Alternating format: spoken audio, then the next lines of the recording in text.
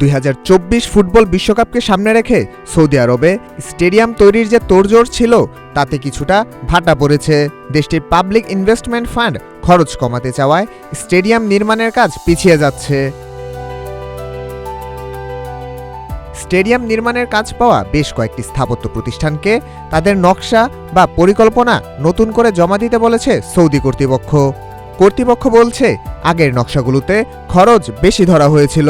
আগামী বছর যেসব ঠিকাদারি প্রতিষ্ঠানের কাজ শুরু করার কথা তাদেরও জানিয়ে দেওয়া হয়েছে নির্ধারিত সময়ে কাজ শুরু করা সম্ভব হচ্ছে না।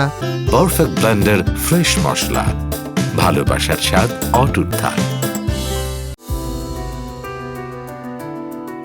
2034 সালে 25তম ফিফা বিশ্বকাপ আয়োজন করবে সৌদি আরব। বিশ্বকাপের ভেন্যু হিসেবে ফিফার কাছে 15টি স্টেডিয়ামের প্রস্তাব দিয়েছিল সৌদি কর্তৃপক্ষ। গত ডিসেম্বরে ফিফা সেটি অনুমোদনও করেছিল। তবে নির্মাণ শিল্প সংশ্লিষ্টদের ধারণা, অর্থ সংকটে সৌদি আরব হয়তো শেষ পর্যন্ত স্টেডিয়ামের সংখ্যা কমিয়ে ফেলতে পারে। উল্লেখ্য, 2022 সালের কাতার বিশ্বকাপ খেলা হয়েছিল 8টি স্টেডিয়ামে।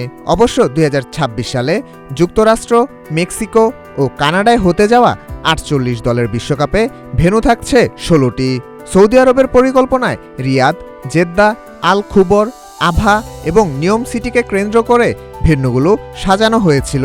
পরিকল্পনা অনুযায়ী 11টি নতুন স্টেডিয়াম নির্মাণ এবং 4টি পুরনো স্টেডিয়াম সংস্কার করার কথা সৌদির।